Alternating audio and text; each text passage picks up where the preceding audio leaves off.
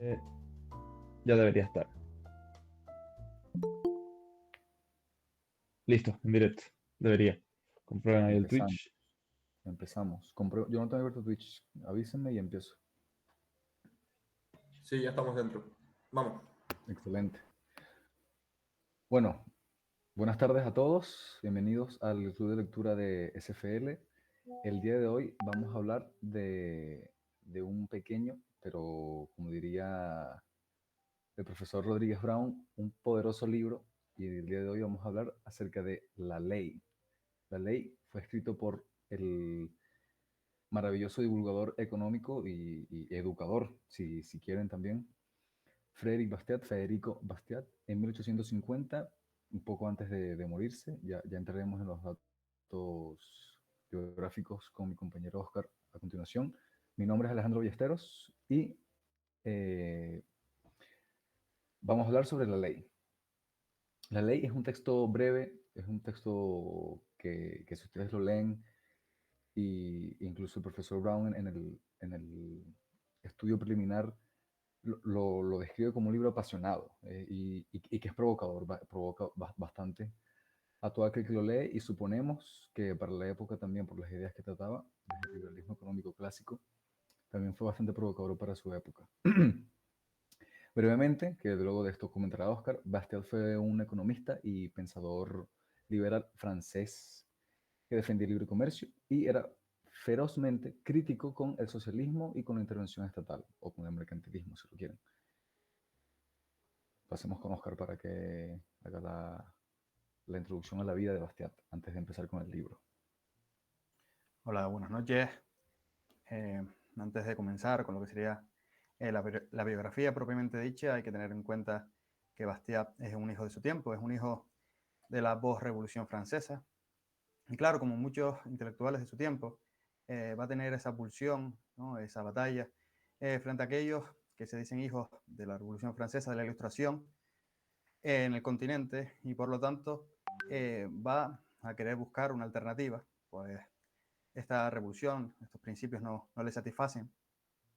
Y para ello va a tener que tomar cierta alternativa fuera del continente, en las islas, a partir de los intelectuales ingleses. No obstante, se va a servir de intelectuales franceses que van a seguir la línea del librecambismo, como Say, que es muy conocido dentro de la esfera liberal, ya no solo en un sentido amplio, sino en el sentido del continente.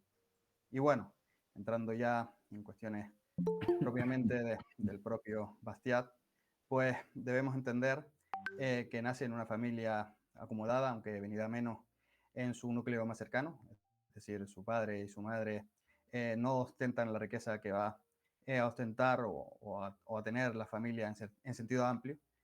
Y de ahí que Bastiat va, eh, cuando es más joven, a pretender o llegar a esos puestos que creen que le pertenecen, y para ello va a entrar en una educación regida de manera estricta, y va a sufrir antes que nada la muerte de sus padres, es decir, va a quedar huérfano a pronta edad, por lo cual va a tener que ser criado por su tía.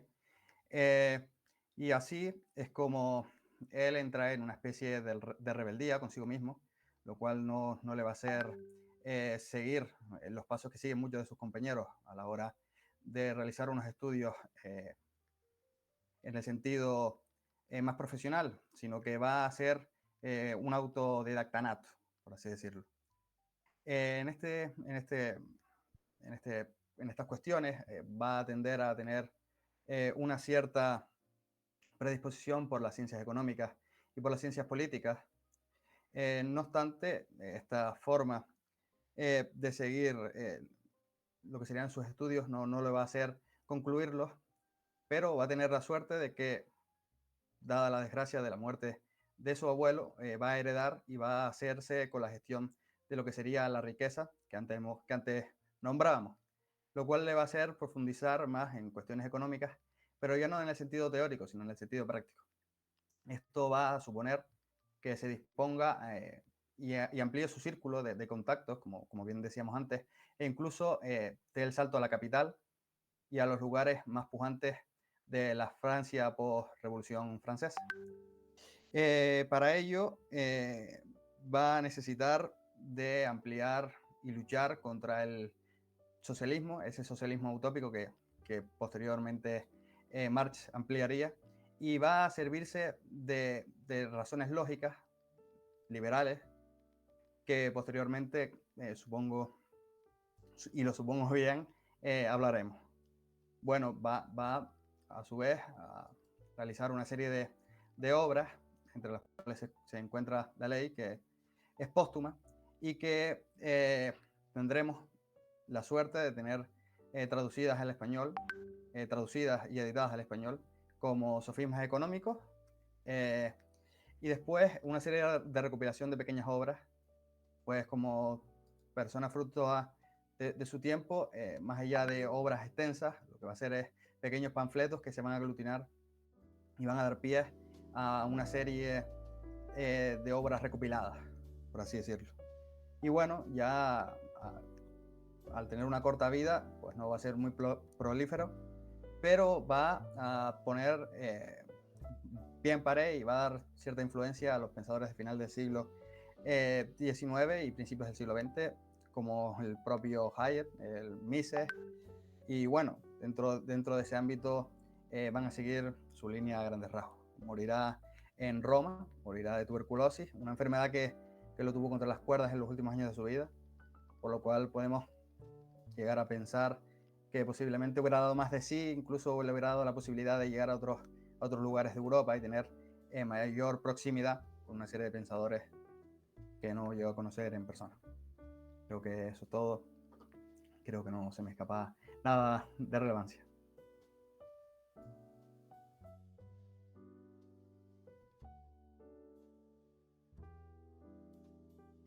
Estás sin micro, Ale. Perdonen. Gracias, Oscar, por la presentación. Sí, si mal no recuerdo, también las obras de Bastiat, además de encontrarse en internet, están también recogidas gran parte de ellas en una obra conjunta que se llamó Obras Escogidas. Pero no sé la editorial que lo tiene a cargo, pero por lo menos la ley con el estudio preliminar de Rodríguez Brown está bajo la Casa de Alianza Editorial, que es la edición que yo tengo por aquí. Es cortita, es flaquita, es delgadita, por si la quieren leer. No está marcada, pero está toda rayada, casi toda rayada. Bueno. Sí, efectivamente lo que comentó Oscar está de puta madre. Y empezaremos un poco haciendo una revisión de lo que dice el profesor Brown, que para mí es uno, en cuanto a divulgación, particularmente a mí es de mis favoritos en cuanto a divulgación económica, en ese sentido heredero de Bastiat. Y en sus palabras, el profesor Brown describe que la ley, creo que está citando a otro autor, es una aventura de filosofía política explícita y su claridad la convierte en una hazaña. ¿Por qué? Porque Bastiat no era, como bien comentó Oscar, un académico encerrado en aquella torre de marfil que algunos economistas han denunciado alguna que otra vez. Creo que Marx fue uno de ellos, si mal no recuerdo. Si alguien me corrige con eso, bien. Si no, pues Marx se queda como uno de esos ejemplos. Bastiat era un pensador público, una persona que estaba preocupada por la justicia y por el rumbo que tomaba la ley en su tiempo, en la época post-revolución francesa, como comentó Oscar, del siglo XIX. Bastiat lo que denuncia es algo que ya él entendía y veía con bastante claridad en su época y que a día de hoy sigue siendo bastante relevante, pertinente. Es una idea muy actual, podríamos decir. Es que la ley debería protegernos y en cambio la ley se ha pervertido. De hecho, él comienza el artículo, supongo decir, el ensayo, precisamente con esa línea. La ley pervertida. ¿Por qué se ha pervertido la ley? Pues eso ya lo comentaremos más adelante. Y la ley, en vez de protegernos a las personas en un sentido negativo, en el sentido de derecho negativo, lo comentaremos más adelante, se ha pervertido y se utiliza para el despojo legal. en palabras de Bastiat, él dice, la ley ha sido pervertida y ha pasado de atacar, y ha pasado a atacar lo que debería de proteger, lo que debía de proteger. Entonces, con esta pequeña introducción, vamos a pasar a ver 5 ideas claves o 5 ideas importantes en el pensamiento de Bastiat, particularmente en este libro, que no es estrictamente en un sentido económico, pero sí lo deja entrever. Además, en el análisis, en el estudio preliminar que hace el profesor Brown del libro, que abarca prácticamente lo mismo que el ensayo, él también da alguna que otra pincelada de por qué Bastiat es una figura dentro del liberalismo clásico, e incluso si quieren, como un protolibertario, da un repaso acerca, perdonen, un repaso acerca de las ideas, y a mí una de que rescataría bastante es una acerca de las armonías económicas. Yo eso lo recomendaría bastante, ese pequeño apartado que hace el profesor Brown en el estudio preliminar. Bueno, la primera de esas ideas claves es que la ley nace para proteger derechos, no para crearlos. Bastiat parte de una idea sencilla y que se podría decir que es revolucionaria. La ley no crea los derechos. ¿Y cuáles son esos derechos? Y aquí podemos entroncar bastante bien con el liberalismo. Esos derechos son principalmente, básicamente, 3. La vida, la libertad y la propiedad, los cuales no existen porque haya leyes o se hagan leyes para que se protejan. Al contrario, dice Bastiat, las leyes existen porque, o las leyes se hacen, la ley se hace porque esos derechos ya existen. Una cita de él: la vida, la libertad y la propiedad no existen porque los hombres han legislado. Existían antes y por eso los hombres legislan, para proteger esos derechos básicos. A lo largo de la obra, bueno, o más bien a lo largo de la obra, y concretamente en una parte donde se dedica exclusivamente a esto, Bastiat se desmarca y critica a otros pensadores como Rousseau y los socialistas utópicos de la época, y Rousseau es un ejemplo para él, uno de los ejemplos rescatables, porque para Rousseau, de acuerdo a lo que explica Bastiat, y lo cita un par de veces, la ley lo que hace es expresar la voluntad general de las personas. En cambio, para Bastiat, la ley no tiene derecho a ir más allá de la protección de lo que cada individuo puede defender por sí mismo, su cuerpo, su libertad y sus bienes. No sé si esto les recuerda a mis compañeros o los que están presentes aquí en el club de lectura, en la llamada, alguna que otra idea, si quieren comentar algo al respecto. La importancia de los derechos negativos en este sentido, que las personas tengan la libertad de actuar, y no solo la libertad de actuar, sino si quieren la libertad o el derecho a que los otros no se metan en el proyecto de vida de cada uno. Si quieren Sí, comentar algo. creo que es un muy buen punto que hace Bastiat y que se remarca mucho, se incide mucho en la obra de Juan Ramón Rayo, la de los 10 principios básicos. Correcto. Hay un punto que es dedicado plenamente a ello y que es súper interesante como lo cuenta, muy directo, muy preciso. Creo que también es una lectura complementaria, sobre todo en ese punto, para entender mejor a Bastiat. Sí, correcto.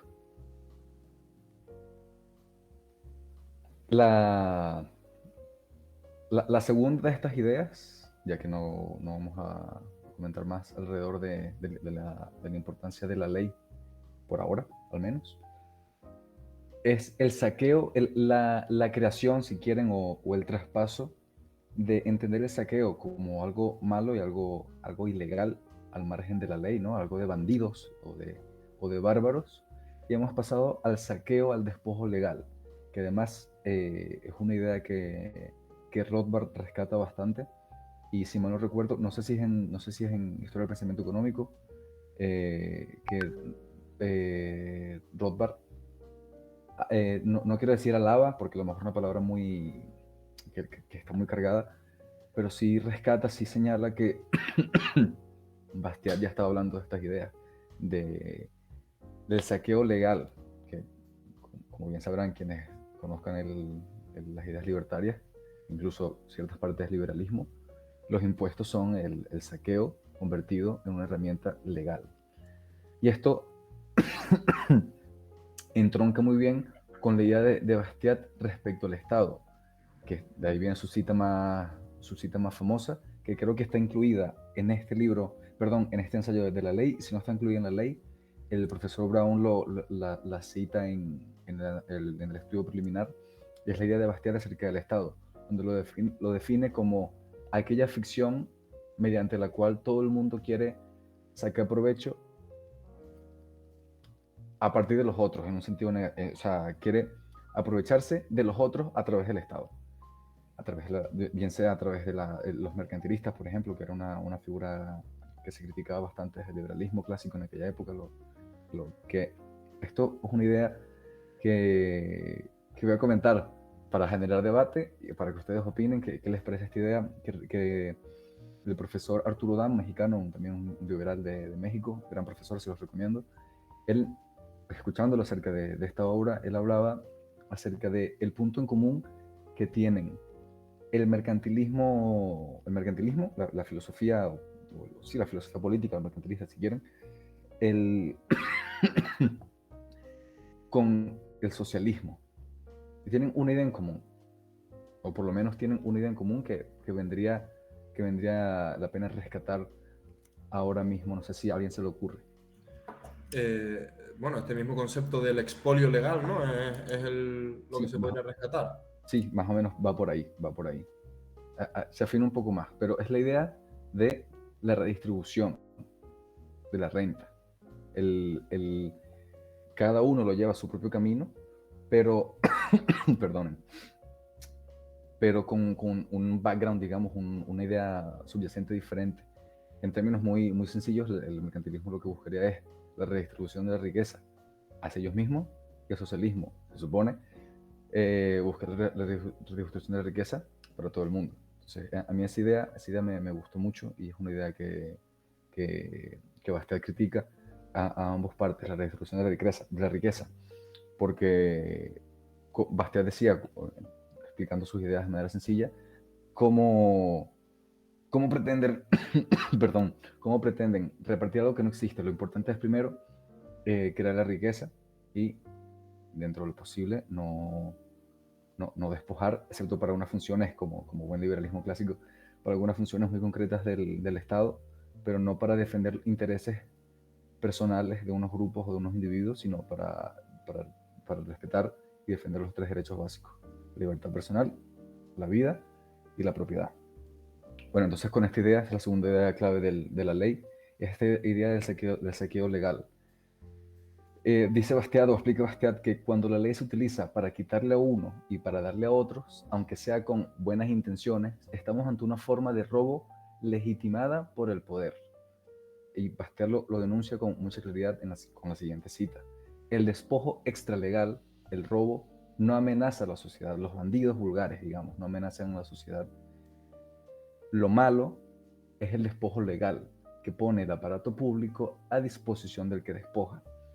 Además, aquí Bastiat hace alguna que otra crítica, no sé, ahora mismo no recuerdo si también la hace en su ensayo del Estado, pero hace una crítica hacia esa idealización que se tiene acerca del sistema de la democracia, que es algo que también Hayek comenta que vale la pena rescatar de Bastiat, y también es una idea que el propio Hayek va a comentar años después en su propia obra literal, no, en su propia literatura científica, digamos.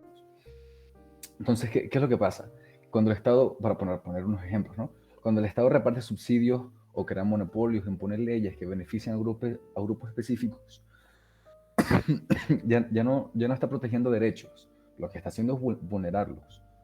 ¿Por qué? Porque al crear monopolios, por ejemplo, que los monopolios, como bien sabremos aquí, los monopolios solo pueden ser creados de manera artificial a través del imperativo estatal. Y ahí lo que estás haciendo es vulnerar los derechos de otras personas a poder entrar en un proceso de producción o de competencia, o leyes que benefician a grupos específicos. Bastiat lo decía bastante claro. Más allá de los grupos específicos en cuanto a sectores industriales, por ejemplo, también hay otro tipo de grupos o de leyes que benefician a unos en concretos, o más que beneficiar a unos en concretos, perjudica a otros en concreto. Bastiat lo decía bastante claro, la mejor ley, sí, la mejor ley o la mejor política económica es aquella que beneficia al consumidor.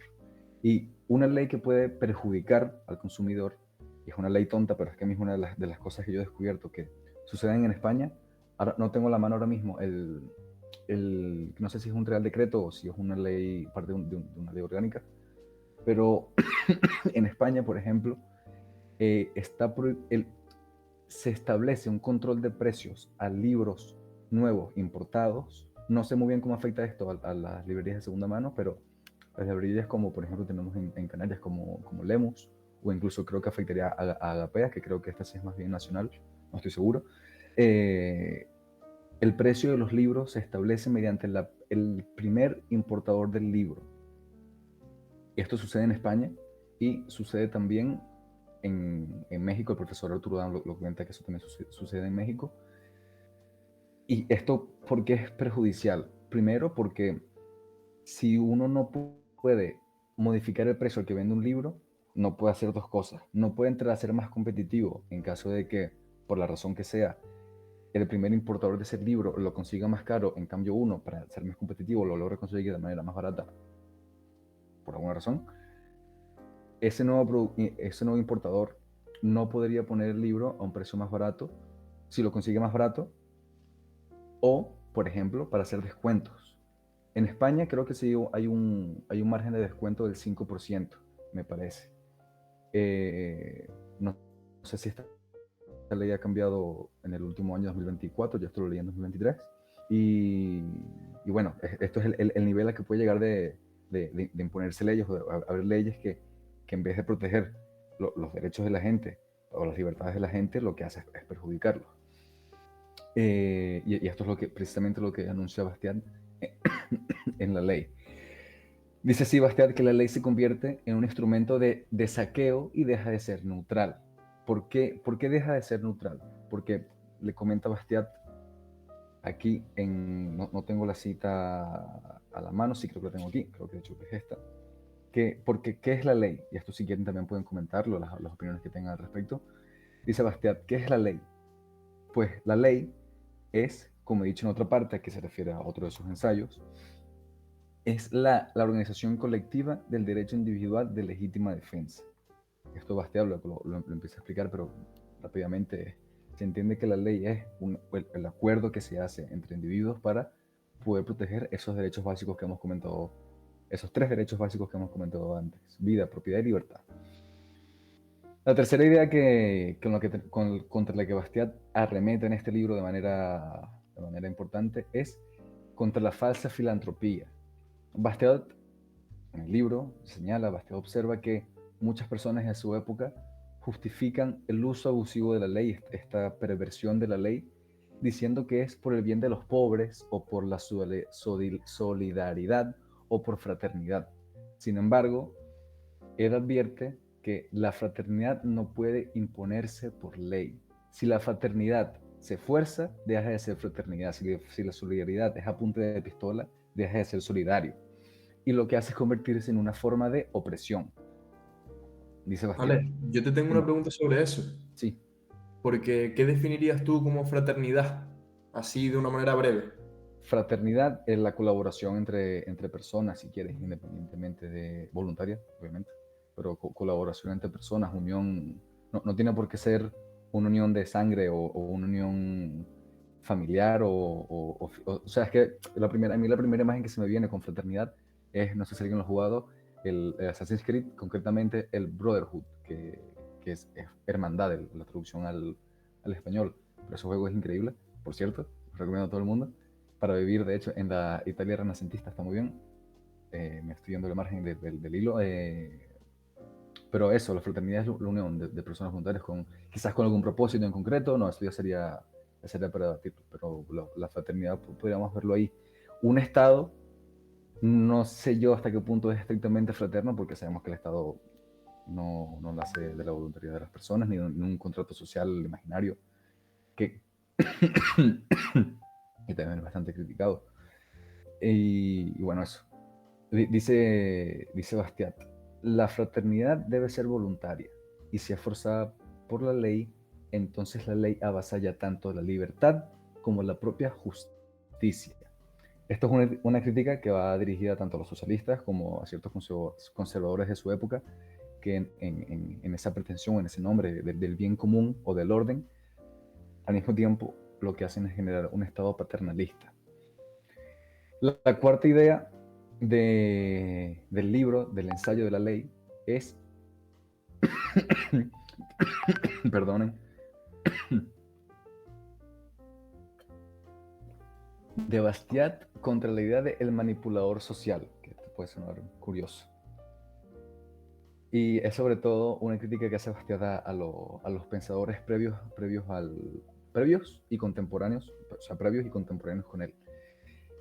Porque Bastiat no solo critica las políticas, sino que además critica una mentalidad que está muy extendida entre los intelectuales de su tiempo, particularmente en Francia, e inclusive de este tiempo. En el tiempo actual me refiero.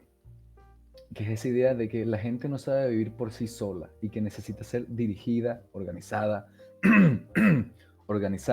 o reformada desde arriba, de un burócrata, si quieren, o por aquellos sabios, o por la manifestación social más evidente de esto, que son los políticos. Más allá del aparato burocrático, los políticos en concreto, particularmente los que están en el gobierno, ¿no?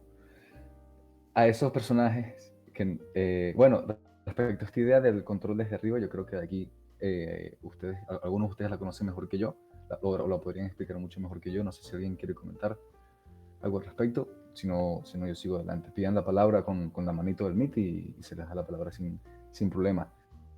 Adelante, don Oscar. Pues esto es un caso, ¿no?, que va a poner Maximilian Weber a principios del siglo XX, ¿no?, que sería la jaula de hierro. Y es la capacidad que brinda la burocracia para que el Estado tenga cierta razón, ¿no?, tenga una cierta razón de ser, ¿no?, una serie de cuestiones por las cuales se organiza y se encuentre un fundamento último a la actuación de los burócratas por encima de la actuación de los políticos, o independientemente de la actuación de los políticos. Claro, esta jaula de hierro brinda un marco legal que va a hacer que el comercio sea fructífero, ¿no?, que de alguna manera se establezca esa visión, ¿no?, de lo que puedo hacer, lo que no puedo hacer, lo que me va a requerir el Estado, lo que serían los impuestos y demás. Pero a su vez va a constreñir lo que sería la iniciativa, ¿no?, la iniciativa empresarial. Por un lado va a ser la facilidad y por el otro lado va a ser esa jaula, ¿no? Y por ahí que la burocracia va a ser una cuestión muy estudiada, ¿no?, a partir de lo que sería Weber, a partir de lo que sería incluso un coetáneo del propio Bastiat, que sería Tocqueville, ¿no? Y va a ser esa diferenciación entre lo que sería la burocracia, la no burocracia, ¿no?, mejor dicho, en América, y la burocracia la gran burocracia que se va a fundamentar en Francia. Correcto. Bueno, la frase de Bastiat que a mí de verdad me encanta, es una frase que me parece magnífica y que además el propio Brown la resalta como uno de esos momentos de ira, o donde más pasión Bastiat intenta transmitir, o más que intenta, transmite completamente en la ley, y es respecto a estas personas que tienen estas ideas de manipulación desde arriba, o desde arriba, a los que Bastiat llama reformadores. Y les dice Bastiat: miserables, que os creéis tan grandes y juzgáis a la humanidad tan pequeña, andad y reformaos a vosotros mismos, que no será escasa tarea. A mí esa frase que me parece magnífica, y creo que es rescatable en cualquier momento de la historia, en cualquier momento de la historia de la humanidad. Tú agarras esa frase y la colocas y podría encajar perfectamente. Por eso, entre los nombres en los que Bastiat critica alrededor de estas ideas de manipulación, de control desde arriba, de distribución de la riqueza, del socialismo, del mercantilismo, de los nombres que aparecen en la ley son Rousseau, Jean-Jacques Rousseau, un clásico del pensamiento político contemporáneo, que muchas veces en la educación estatal reglada lo tenemos como una persona importante por la Revolución Francesa y tal, que sí puede tener sus cosas rescatables. No sé si alguien de aquí tiene cosas que criticar o que defender de Rousseau. Otro nombre es el Conde de Montesquieu. Montesquieu, otro clásico de estas ideas. Otro, Robespierre, también muy importante para los para la Revolución Francesa, al igual que a los socialistas clásicos, utópicos, perdón, como Saint-Simon, creo que es uno de los que menciona en el libro. Y también tenemos otros nombres como al señor Jacques, no sé cómo se pronuncia esto en francés, Billaud, imagino que es Billaud Varenne, y el señor Edmond Lapetière, que no sé si era parte de la escuela socialista utópica, no sé por qué estoy diciendo clásico, de la época, pero sí es una persona contra la que bastante crítica en el libro, al igual que los socialistas utópicos, y también rescata algunas ideas de los clásicos grecolatinos, digamos. Bueno, Bastiat lo que hace aquí es que él defiende en la ley, criticando a estos pensadores, lo que hace es defender a la persona común, al ciudadano, digamos promedio, si quieren, o al ciudadano, al individuo, y la capacidad que tiene para vivir en libertad. Así, lo que hace Bastiat es rechazar una visión elitista de la política que veía al pueblo como una arcilla que debía ser moldeada por los gobernantes, que de hecho, creo que este ejemplo concreto de la arcilla, si mal no recuerdo, es una cita que él hace, ahora mismo no tengo la mano, pero es una cita que él hace a otro precisamente de estos pensadores contemporáneos o previos a él, que le critica tanto. Y bueno, ya la quinta idea, que sí sería más concreta de los pensadores antiguos, que sí quería señalar,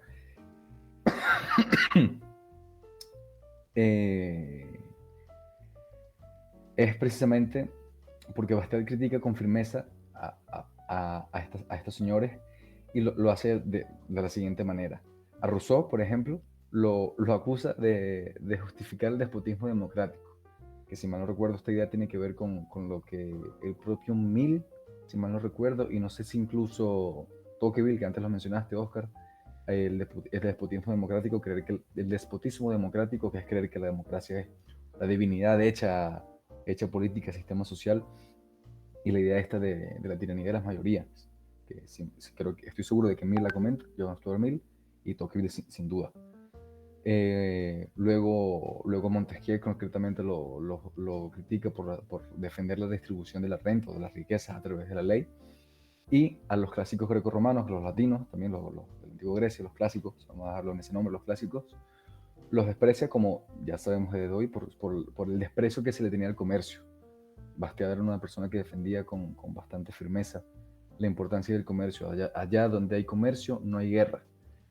Al igual que, decía Bastiat, al igual que criticaba a los clásicos por la defensa de la esclavitud.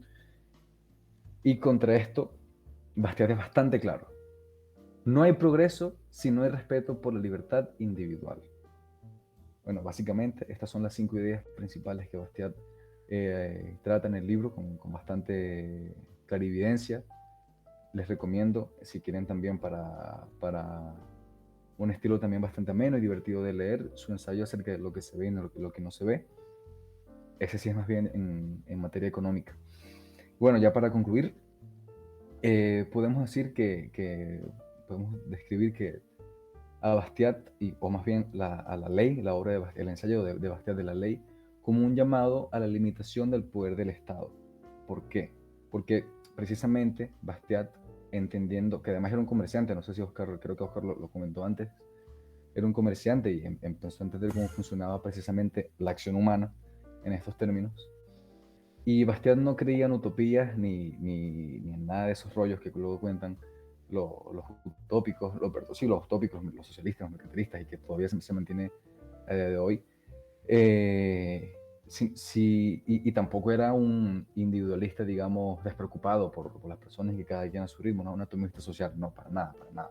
Esta idea del atomismo social y del egoísmo ético, si quieren, que es algo que ya comentará Rayo en otro libro, Bastiat no era un individualista insensible, digamos, que es una de las formas que a veces se le caricaturiza al liberalismo y a los liberales que pensamos que queremos abandonar a la gente a su suerte cuando no tiene nada que ver con esto el liberalismo, sino que Bastiat era una persona, un pensador que comprendía que la justicia verdadera era evitar el mal y no imponer el bien, o mejor dicho, evitar el mal sin imponer el bien.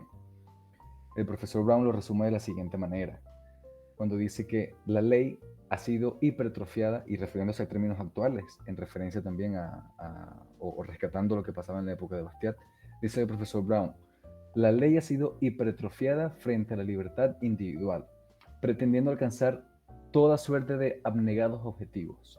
Pero cuando se habla de social, no se habla de sociedad, sino de política, del imperativo político, de hacer lo que los políticos hacen con lo que se comentó antes, esa pretensión del bien común cuando están buscando sencillamente su propio interés.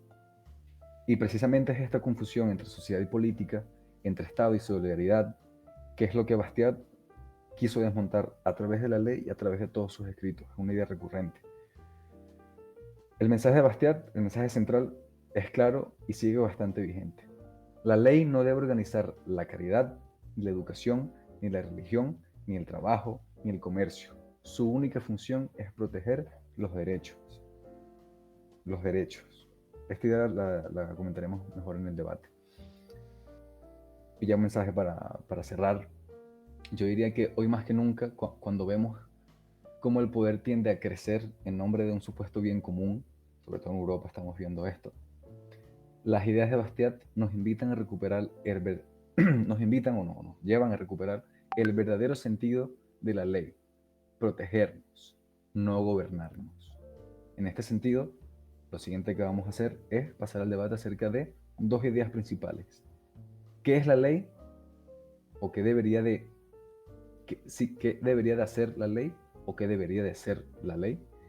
Y en otra segunda idea es ¿qué son los derechos o qué es un derecho? Eso ha sido todo. Muchas gracias por escucharme. Pasaremos ahora al turno del debate. Y bueno, gracias por estar en la presentación del libro. Vale, maravilloso, tío. Un aplauso desde aquí. Vamos a ir haciendo una cosa, y es que debido a que nos estamos quedando un poquito sin tiempo, puedes ir presentando los temas de debate, pero nos vamos a cambiar de Meet. Las Sí. pasaré por los grupos y esta era la Meet para la presentación y tenemos Claro. otra Meet mejor diseñada para poder debatir entre todos, Sí. cambiar ideas y demás.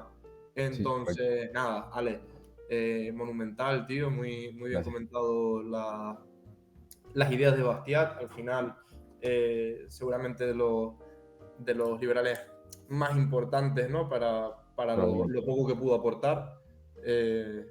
Y nada, eso. Darío ya nos ha pasado la Meet. Ok. En el momento que pueda, Darío, ente místico, si pudiese darnos un segundo, un pequeño break en Twitch, sería espectacular. Y la gente que está en llamada, nos vamos a la otra llamada para poder debatir más libremente. Agradecemos que pongan su cámara, su altavoz, y que podamos discutir las ideas de manera libre. Pasen el link por el grupo de Está lectura. puesto, está puesto. Ah, Nos vale. vemos ahora. Darío, ya sabes.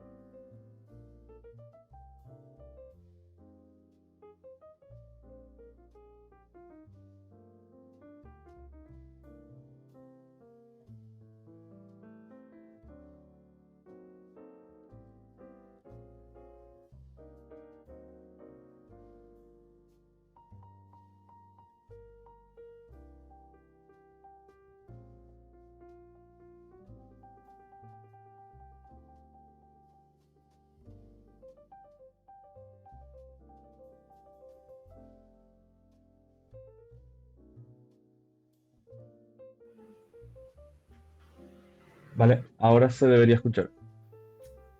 Vale, cambia la escena o no sé. Hola, hola, Sí, sí, probando. está cambiando. sonido. Hola. Sí, excelente, se escucha. ¿Se escucha? Sí, perfecto. Perfecto. Bueno, comenzamos. Pues ya estamos. Comenzamos. Bienvenidos a todas las personas que estén viendo esto en el resubido, o las que estén ahora mismo en vivo también. Bienvenidos. Vamos a empezar con el tema, con la sección del debate alrededor de dos ideas principales, aunque podemos atajarlas de manera marginal o central. Eso es indiferente. Las dos ideas son qué es, o sea, sí qué es, qué debería de ser o qué debería de hacer la ley. La segunda idea es qué son o qué es un derecho, qué son los derechos o qué es un derecho. Creo que Gustavo, si pueden pedir la palabra con la manito mejor para ir moderando bien quién tiene las manos levantadas. Y bueno, eso. No sé si es posible. Yo quería hablar un pelín de lo del comentario que habías hecho y lanzar un par de guantes porque alguien me los quiere coger, que no son estrictamente estos, pero bueno, están relacionados. Lo primero que, bueno, la presentación de Bastiat me gustó mucho y creo que Bastiat relaciona o anticipa mucho lo que luego se ha desarrollado, ¿no? Por un lado, teorías de justificación de dónde vienen las leyes, pues con aquellos naturalistas, o entiendo que en este caso soy naturalista, pero vaya que desde la teoría liberal han habido mil justificaciones distintas, ¿no? Y luego por temas de public choice o de elección pública, que esto creo que es más lo de que siempre se cogen a los malos y que... Pero una cosa que no tengo tan clara, pues lo que queremos debatir es que si el mundo fuera como dice public choice o como dice Bastiat, el mundo sería un lugar terrible y creo que en los últimos 200 años no lo ha sido. Se puede decir que el mercado ha funcionado más que el Estado, no sé. Y luego la otra idea es que, también de Bastiat, es que cuando las mercancías no cruzan fronteras, lo hacen los soldados. Es que antes de la Primera Guerra Mundial había muchísimo comercio, pero luego tuvimos la Primera Guerra Mundial, luego la Segunda, y hemos tenido muchos casos de mucho comercio y que aún así han habido guerras terribles. Pues bueno, solo señalar eso. Por si alguien lo quiere coger.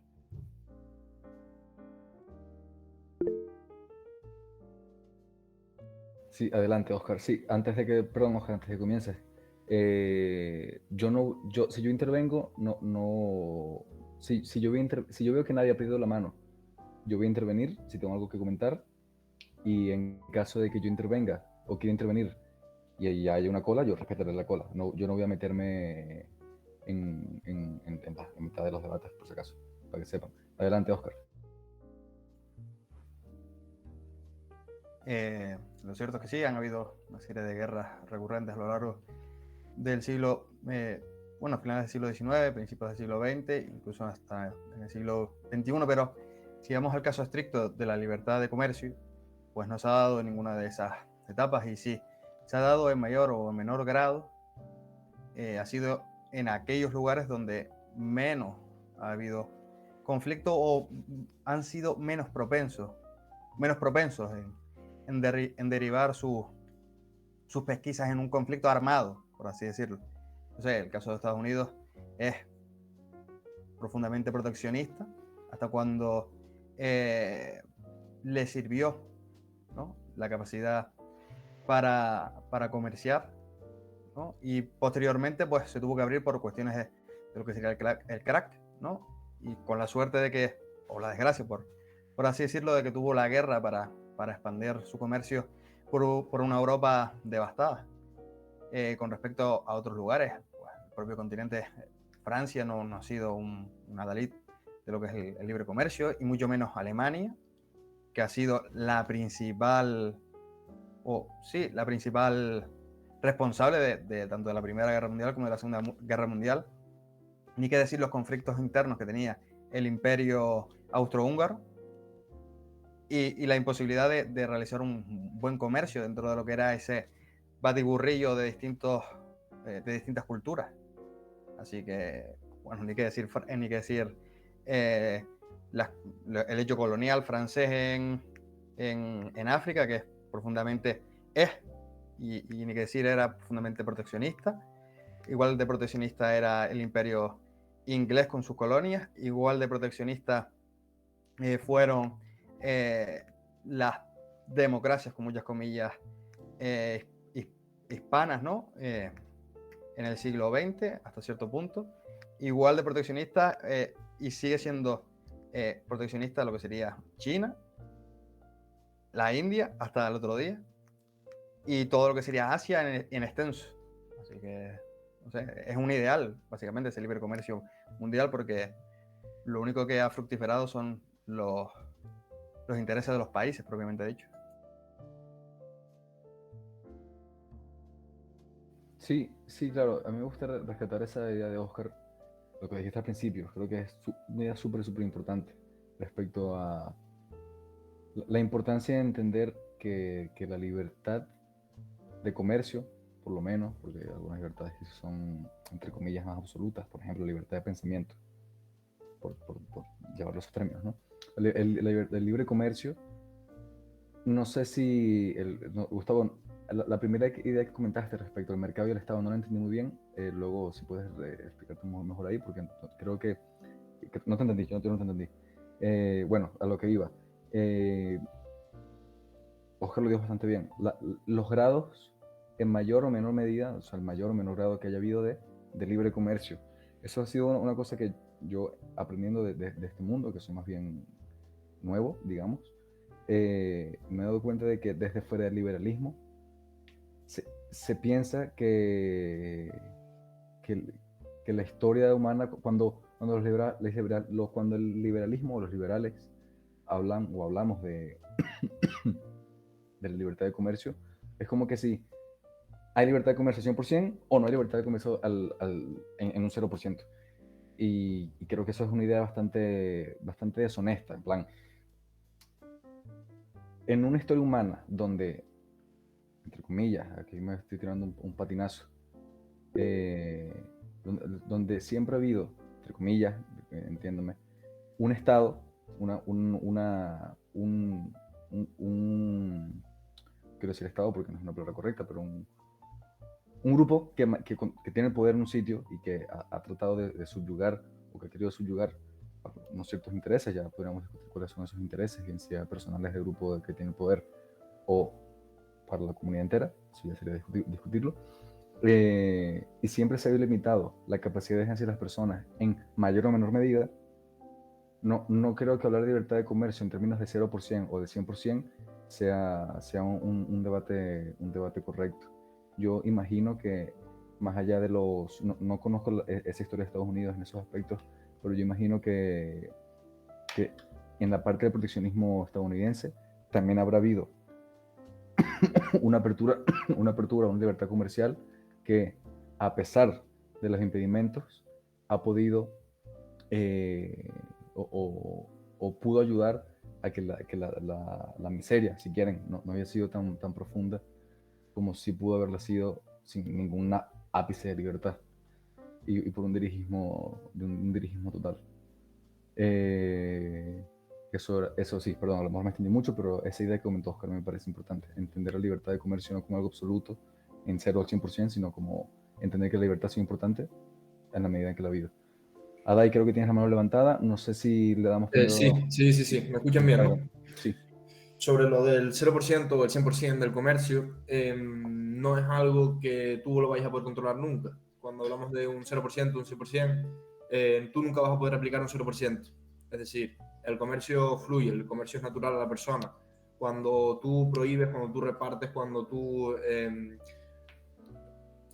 es decir, das racionamiento, por ejemplo, se genera mercado negro, está generando comercio en todos los ámbitos y siempre. Entonces sí que es verdad que el comercio libre será la mejor solución, al igual que absolutamente todo de manera libre se llevará mejor. Ahora bien, un Estado que restrinja, es lo que dice Bastiat, ¿no? Un Estado que esté restringiendo lo que no consideramos una ley natural va a generar siempre un perjuicio a la sociedad. Entendiendo esto, entendemos que el comercio es natural, siempre lo será.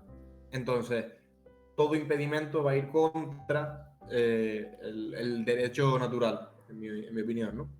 Entonces, es importante entenderlo justamente para esto, no decir que hay 100 o 0, sino Claro, que siempre son grises, siempre.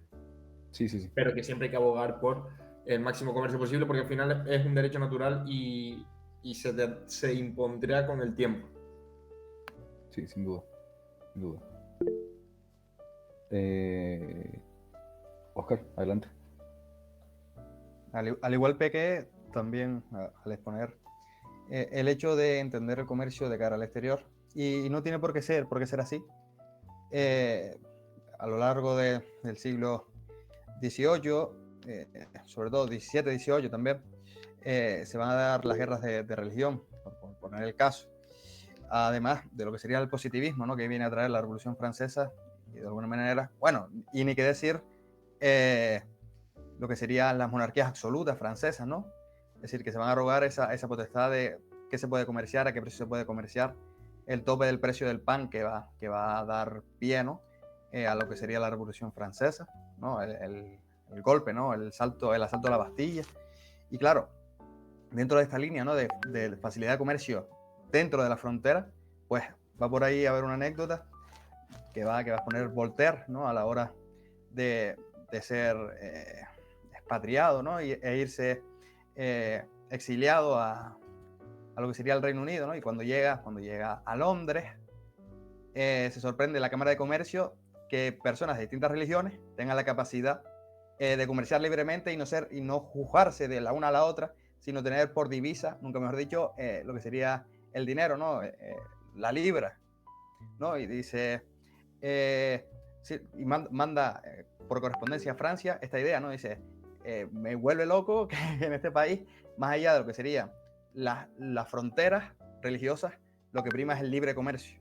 Claro que dentro del país, claro, en Francia no va a existir libre comercio ni dentro. Y bueno, por lo que va a abogar, entre otros, Bastiat, es porque ya se fundamente, aun cuando sea dentro, es decir, intramuros, es esa capacidad, ¿no?, ese librecambismo frente a lo que sería el mercantilismo y la arrogancia de los gobernantes, que es más o menos la línea de lo que dice este libro, y bueno, algunas otras obras que tiene él y otros autores, como por ejemplo Say, ¿no?, o Tocqueville.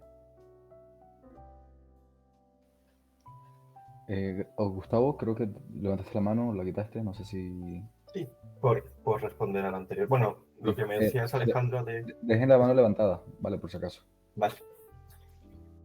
Lo que decía al principio era que, bueno, la idea de Bastiat es de que, un poco siguiendo esta idea de que el Estado se va a convertir en una casa donde todos los gobernantes van a intentar expoliar a los ciudadanos donde va básicamente a primar el egoísmo, la filantropía malentendida, ¿no? Donde al final todos van a intentar robarse unos a otros. Que si esos incentivos son los que tienen todos los gobernantes, al final la sociedad sería horrible. O sea, todos terminaríamos siendo Corea del Norte. Y lo que digo es, eso después de Bastiat se ha visto que no ha sido así. Nada, eso, que con la idea de cómo se llama el panfleto este de Hayek, alguno me lo dirá. El de Camino de Servidumbre, no, Camino de Servidumbre no, es Camino de Servidumbre, sí. Bueno, Camino de es Servidumbre. esta misma idea de que los estados degeneran al final poca planificación, van degenerando a tener una gran planificación y eso tampoco termina de pasar. Es decir, no nos hemos convertido en, bueno, algunos me dicen que sí, que la Unión Europea es básicamente eso. Pero bueno, lo decía antes perdona si lo he confundido con ideas de la public choice, porque creo que al final es un poco lo mismo. Es una versión como más avanzada de lo que está diciendo Bastián. Y luego con lo que habéis dicho del comercio, con lo que has dicho tú, Oscar, o sea, sí, es verdad que al final las guerras las hacen los estados, un poco de esta idea, ¿no? de Realpolitik, pero la Primera Guerra Mundial no se justifica así. O sea, antes de la Primera Guerra Mundial tenías una interdependencia en Europa comercial muy alta y aún así tuvimos una Primera Guerra Mundial. También por intentar quizás mostrar mi posición, creo que tiene más sentido decir que los estados son depredadores, independientemente de si hay comercio o no. Vamos, esa sería más mi posición, que los estados en sí mismos pues en algún momento pues les puede dar igual si anular el comercio básicamente por conquistar territorio, porque al final pues son estados y están en sus instintos. Eso. ¿No?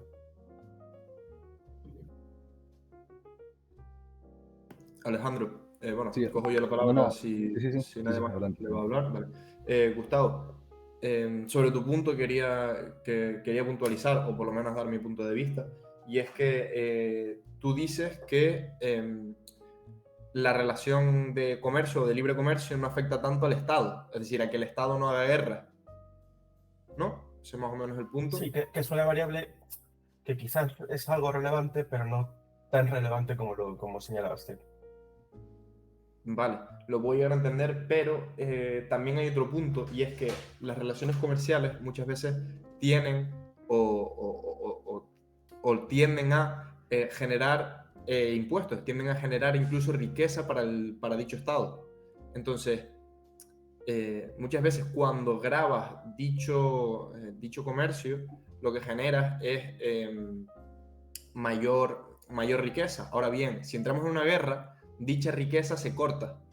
Dicha entrada, dicho enriquecimiento que tiene el Estado por ese comercio se va a ver muy mermado. Entonces, cuando mermas esta fuente de ingreso que va a poder tener el Estado, te quedas con menos recursos para usarlo. Entonces, el Estado depende completamente del comercio. Y si hay mucho comercio, entrar en guerra es, en todo caso, completamente contraproducente para dicho Estado. No sé si compartes mi idea. No sé si podemos responder por alusiones, es muy corto. Sí, Vale, adelante. básicamente es que eso depende. Imagínate que yo voy a entrar en guerra por un recurso natural y además veo que es fácil cogerlo, pues igual me conviene entrar en guerra. Es el cálculo, al menos lo estoy interpretando desde un punto de vista utilitarista. Entonces, bueno, eso sí puede generar incentivos para que puedas llegar a entrar en guerra aunque te cargues el comercio. Álvaro, adelante.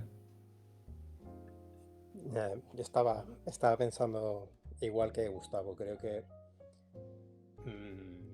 cuando un estado es muy grande, ¿no? Pues si pensamos en ciudades-estado, hay una unión, se puede crear una unión real entre los ciudadanos de las dos ciudades que comercian, ¿no? Pero llega un punto en el que probablemente a los californianos les da absolutamente igual si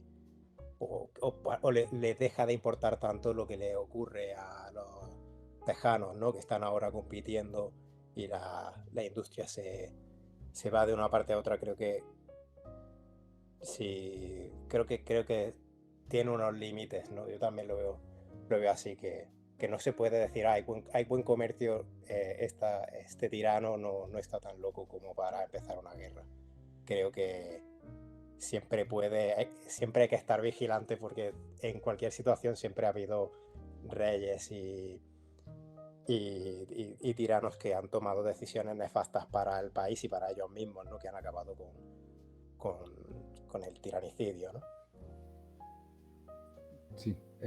Antes de pasar con Oscar, que yo iba a comentar algo y luego no, y ahora sí lo voy a comentar.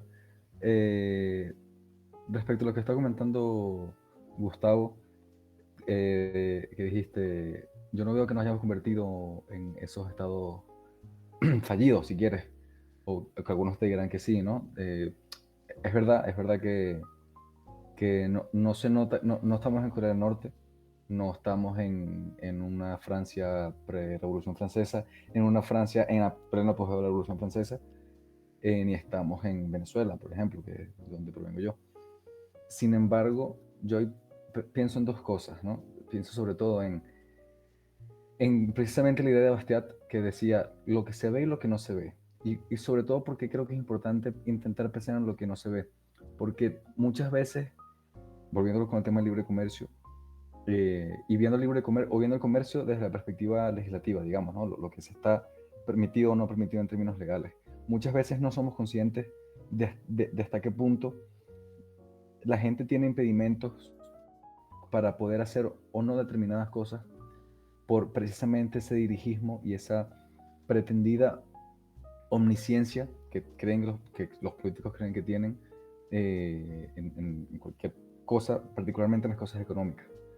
Y no somos conscientes hasta qué punto la regulación llega, y como no estamos metidos en ese mundo, porque a lo mejor no tenemos un negocio, no tenemos algún tipo de emprendimiento que no nos lleve a pasar por esa experiencia de tener que revisar un chorro de manantial de textos y de legislación que tenemos que sortear primero antes de poder decir vamos a hacer esto, por ejemplo, ¿no? Visto desde el punto de vista legal. Y es verdad que ese ahogamiento, ese ahorcamiento que se puede estar produciendo ahora mismo no lo estamos viendo. Yo pienso en el ejemplo este de la rana que metes en una olla a hervir, no se da cuenta hasta que se muere. Eso es lo que quería comentar. Yo creo que más que decir que no estamos ahí, es pensar, tenemos algo en común con esos sitios, y tenemos algo en común con los sitios aquellos en los que ahora mismo están mal, pero que antes no lo estaban, como Venezuela, por ejemplo, o Argentina, que ahora se está poniendo bien, se supone. Perdón, tiene la palabra Oscar, sí. Sí, yo hasta cierto punto estoy de acuerdo con Gustavo y Álvaro. Es decir, la cuestión por la cual debemos hacer el análisis es que siempre va a haber una pulsión, ¿no?, entre el poder absoluto o un poder más absoluto o creciente y aquellos que pretenden ponerle límites. Y claro, los liberales, no lo supongo porque así es, estamos en esa carrera, ¿no? Porque el límite sea casi que absoluto, ¿no? Haciendo un juego de palabras un poco tonto. Y bueno, al hilo con lo que decía Alejandro, pues yo creo que la monarquía previa a la Revolución Francesa era incluso, por así decirlo, más representativa de lo que era la sociedad civil, de lo que va a ser la modernidad, la ilustración. Y es que la ilustración va a derivar en una pujanza con lo que serían las monarquías absolutas, y las monarquías absolutas van a ser el último peldaño antes de llegar a lo que sería la Revolución Francesa, con el culmen de esas visiones contrapuestas entre lo que sería la libertad, la igualdad, ¿no?, y ese antiguo régimen que ya está en las últimas. Bien, no me quiero ir de la cuestión, y es que debemos entender el eje de poder, ¿no?, el fundamento de la fuerza, desde arriba hacia abajo, desde abajo hacia arriba.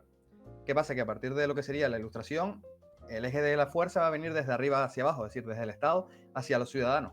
Mientras que en la ilustración del otro lado, es decir, la ilustración que parte de la visión anglosajona, va a venir desde abajo hacia arriba, ¿no? O en el caso de Estados Unidos, es la sociedad civil la que va a fundamentar la fuerza, ¿no?, por encima de lo que sería el Estado, porque básicamente es inexistente o tiene la mínima fuerza posible como para erigirse o defenderse de otros adversarios o otros enemigos que puedan haber a su alrededor. Bueno, por ahí podríamos hacer elucubraciones de lo que pasaría en Cuba, lo que pasaría en... Sí, bueno, básicamente en Cuba, ¿no? Que se supone que el Estado era pequeño, pero aún así hicieron las artimañas para acabar con lo que sería la colonia española. Y claro, en esta pujanza, obviamente, es decir, el comercio tiene poco que decir si el Estado se erige como potencia, ¿no? Pero a ver, hay que acordar que si el Estado se mete en lo mínimo o tiene los mínimos recursos, por mucho que pretenda hacer algo, no lo va a poder hacer, básicamente porque son igual, son personas, como son las personas que fundamentan su fuerza en el comercio. Claro, si entramos en una cuestión de nacionalismo metodológico, obviamente vamos a ver una masa de empresarios, una masa de trabajadores y una masa de dirigentes frente a otra masa de empresarios y otra masa de dirigentes. Pero no estamos viendo los lazos que se establecen entre medios, tanto en política internacional como en comercio internacional, como en relaciones interpersonales. Ya no habría que verlo en un fundamento más amplio. Y eso más o menos es lo que quería apuntillar entre unos y otros. Okay. No sé si me siguen. Iba Gustavo. Ah, vale. Gustavo. No, iba Yo tengo no sé. aquí, en las manos levantadas, el orden es Adai y luego Gustavo. Vale. Vale, Sí, pues genial. Vale, lo de las... que antes no lo apunté, la guerra al final también es un arma de los estados o los dirigentes, no simplemente para llegar y conquistar, sino para lapidar a los tuyos. Es una excusa muy buena para quitar derechos civiles, para poder eliminar las facciones políticas internas contrarias. O sea, que hay más, en ese cálculo utilitario que yo creo que tienen o que podrían tener los gobernantes, pues también hay uno de quitar contrapoderes internos. Y eso es que el dinero te da igual y el comercio te da igual. Si tú quieres vivir un día más como gobernante, pues igual es lo que quieres hacer. También es verdad que muchos países democráticos, pues esto llaman la Pax Democrática, las democracias no se atacan entre ellas, pero atacan muy fácilmente a los que no son democracias. Básicamente, pues eso, el hegemón estadounidense atacando o invadiendo o haciendo guerras para imponer una democracia.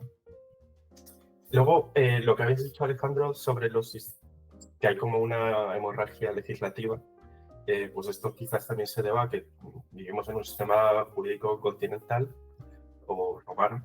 En cambio, en países pues anglosajones tienes más common law y supuestamente, pues lo que ha apuntado Oscar, ¿no? Al final hay cierta tradición en que el derecho surja de abajo arriba, aunque también no sé cuánto pesa la descentralización, porque es verdad que en España hay cierta descentralización, cosa que creo que es mejor tener eso que ser Francia, ¿no? Pero es verdad que en Estados Unidos lo tienes y todavía funciona mejor con un sistema de common law. Esto por intentar tirar el hilo de cuando has preguntado, Alejandro, de qué debería hacer la ley, pues igual hay cierta tradición hayekiana de que, o de Lino Ostrom, ¿no? De que hay mejor la descentralización antes que, pues, es decir, es mejor que tengamos leyes distintas, que nos separemos y vayamos probando, antes que tener pues todos una sola ley que tengamos que cumplir por muy liberal que sea, porque eso podría degenerar. Sí, estoy de acuerdo. El Hayek, al respecto de eso, me encanta. Yo lo empecé a leer con Derecho, Legislación, Libertad y una lectura dura, pero muy buena, sí, perdón. Ahí tienes la democracia americana que tanto les gusta a esa gente.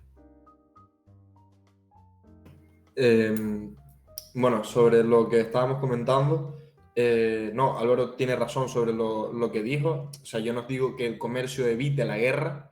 Lo que digo es que pone en tesitura y sobre todo pone en contraposición muchas veces a la persona frente al gobierno. Es decir, para que el gobierno inicie una guerra necesita una necesidad. Esa necesidad muchas veces es pues, recursos, etc. Sin embargo, a la persona de a pie eso no le importa. Es decir, conseguir más uranio, conseguir más tierra, no es una preocupación elemental de la persona. Entonces se necesita de generar una necesidad. Para ello se crea una emergencia. George Orwell, ¿no? Nos decía que todo avance del Estado sobre la libertad proviene de una emergencia que nunca ha sido urgente. Entonces, tenemos que entender esto. al final se genera una autoemergencia que justifica al Estado a comer paso al comercio. Sin embargo, si el comercio funciona de forma libre, funciona de forma eficaz y va creciendo, se va ampliando, cada vez vas a ir notando, cada vez se va a ir entendiendo. Y creo que, aunque Gustavo afirme que los estados no están yendo a peor, yo creo que en España incluso a día de hoy estamos notando, creo que hay una sensación general de que el Estado no está actuando en las emergencias. Estamos viendo apagones en los cuales la respuesta del Estado es nula. Entonces, es una figura estatal que vas ignorando. Vemos lo de Valencia y vemos que el pueblo ayuda al pueblo, frase de los anarquistas de la CNT, ¿no? Vemos lo de La Palma, ¿no? Que aquí nos pilla muy cerca, aquí en Canarias, y vemos como a personas de 70 años lo han puesto en trozos de lata. ¿Me explico? Entonces, no estás viendo, o cada vez creo que hay una imagen de que el Estado no tiene tanto peso, no tiene tanta importancia, el Estado no te va a salvar. Entonces, en mi opinión, estamos llegando a esto, a que ya lo estamos excusando. Excusamos de que no puede llegar por X, de que no puede llegar por Y, y sin embargo, la cantidad de impuestos que estamos pagando cada vez es mayor. Ahora estamos viendo cómo vamos a gravar el sueldo mínimo. No sé si veremos que ya, bueno, ya se ha ampliado la edad de jubilación a los 72 años. Entonces, cada vez vemos más importancia del Estado y, sin embargo, creo que se están viendo, se están empezando a dilucidar la no respuesta de los Estados. Entonces, no sé si esto es un punto que pueda ayudar a que la libertad se imponga sobre el Estado. Yo creo que como idea. Oscar, adelante.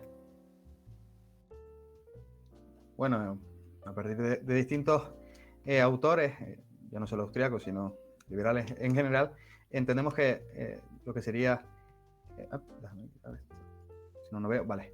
Lo que sería el mercado es la democracia perfecta, ¿no? De alguna manera, el ejemplo que pone Adaid de La Palma son 4 votos, ¿no? Y aunque suene feo decirlo, son 4 votos, literalmente.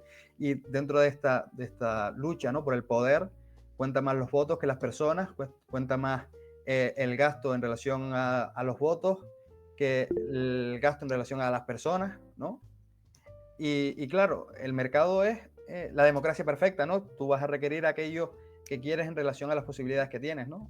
Si quieres un artículo, vas a pujar por ese artículo en relación al resto de personas y a la oferta que exista, ¿no? Y claro, si extrapolamos la capacidad que tiene el político en relación a la capacidad que tiene un empresario, uno se fomenta en base al mayor número de personas que sean capaces de consumir y el otro se fundamenta en razón a la capacidad que tiene de coadyuvar, ¿no? La voluntad de uno frente a otro, ¿no? Que es lo que le va a llevar el poder. Y en última instancia, vemos como los políticos cada vez tienen más capacidad para ejercer su fuerza frente a la sociedad civil por el medio de las leyes que ellos mismos han ido consolidando en base a la capacidad que tienen de hacer gestión de los recursos que les polian a lo que sería el mercado. Entonces ya no es solo que tengan más capacidad para crear leyes nuevas o para crear cada vez más leyes que se inmiscuyan en la vida diaria o en el uso común, ¿no? En el día a día, sino que esas leyes a su vez refuerzan su poder. Es decir, no es un marco de actuación, ¿no? Y esto va en línea, bueno, ya lo citaron por ahí, derecho, legislación y libertad, que siguiendo los 3 principios, ¿no? que enumeraba Alejandro antes, pues va a ser casi su obra, ¿no? Sobre todo en el tomo 2, que es el que repite mucho Milei, ¿no? El de la justicia social, ¿no? La falsa idea de la justicia social. Bueno, no les dejo la palabra. Si no, me pongo a hablar aquí yo solo. Enrique, antes de pasarte la palabra, ¿puedo comentar una cosa muy rápida de lo que acaba de decir Oscar? Sí, claro, yo también voy por la misma línea, así que sí. Vale, sí. Oscar, no tanto los políticos haciendo leyes que le permitan, sino a lo mejor deshacerse de leyes que les impiden hacer cosas. Y me recuerda ahora un caso, también creo que fue el año pasado, cuando en el 23, que se votó una ley en el Congreso, aquí en España, para rebajar las penas de unos delitos, ¿no? Unos delitos ahí, ¿no? y resulta que esos delitos eran delitos que por definición solo podía cometer políticos. Entonces, pues mira como, ¿qué cojones, bro? Entonces, eso básicamente. Si me das a puntilla, es el caso de los Un ERES. segundo. Sí, dime, no, bro. Es el caso de los ERES en Andalucía, ¿no? Que si no robas para tu propio beneficio, pues no es un robo. Si no es un robo dentro de otro catálogo, ¿no? Por ejemplo, creo que de hecho, cuando se votó esta ley, a los pocos meses fue cuando ya empezó a salir el tema de los ERES y se empezó a sonar y tal. Pero bueno, sería interesante si alguno conoce este caso, busquen rebaja de penas por, creo que era por el desvío de fondos públicos, no estoy seguro de si es concretamente eso. Pero búsquenlo y sobre todo fíjense en los partidos que votaron a favor de rebajar las penas y en contra de rebajar las penas. Interesantes. Enrique, adelante. Yo nada más era apuntar también con lo que estamos diciendo de que se utiliza a lo mejor emergencias para reforzar el poder de la clase política o de la capacidad que tiene. Por ejemplo, en el caso del apagón de España, que en vez de luchar contra los posibles causantes de que se habían emitido ya en informes de red eléctrica, en empresas de electricidad, lo que se abogó fue por la propia agenda política del gobierno con el refuerzo de las renovables. O sea, una de las posibles causas que se apuntaban en los informes y actualmente de lo que se informó tras el apagón es de que posiblemente un uso elevado de energías renovables sin otras energías que la respalden provoca una inestabilidad y se pueden producir apagones o que la electricidad, pues eso, que funciona mal. En cambio, el gobierno hizo todo lo contrario, es decir, en vez de apuntar a que no se respaldaba bien la energía que se producía, las energías renovables, es que hacía más falta energía renovable y quitarle otras energías como la nuclear o la quema de combustibles. Entonces, eso, que abogar por reforzar la agenda política del gobierno, haciendo caso, no haciendo caso a ninguno de los informes de los profesionales que avisaron sobre este tema. Perfecto. Gustavo, creo que tenía la mano para la palabra. Sí, sobre si venimos de un buen punto, ¿no? O si eso está... ¿Me escucháis bien? Que me pone aquí me dice algo. Vale. Se te escucha un poco raro. ¿Sí? Hola. No, Hola. Ahora bien. Vale, pues hablo más alto. Pues también venimos, por verlo a largo plazo, ¿no? Venimos de la Segunda República y de una primera parte de la dictadura franquista, donde había básicamente racionamiento. Entonces, bueno, pues si venimos de eso y lo comparamos a cómo estamos ahora, pues hemos mejorado. ¿Tendremos que llegar a estar como Argentina para poder dar un rebote y que salga un gobierno liberal? Pues no lo sé. La típica frase de Jefferson de que el árbol de la libertad hay que regarlo con sangre de tiranos cada cierto tiempo, pues igual se tiene que dar, es que no lo sé. Pero sí que quiero señalar, como dice Mises, ¿no? El futuro es de incertidumbre ineradicable y lo que vaya a pasar mañana no lo sabemos ninguno, lo estamos construyendo. Entonces, bueno, pues precisamente para eso está ese tipo de actividades, ¿no? Y creo que comparados hace 15 años que no había liberalismo en España, o que habían en un taxi, pues no está mal.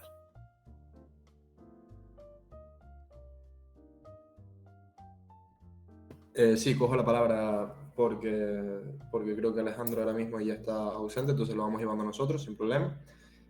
Nada, sí, sobre este tema súper interesante, lo de que cada vez haya más liberales y demás, pero yo creo que también se da debido a lo que estoy comentando.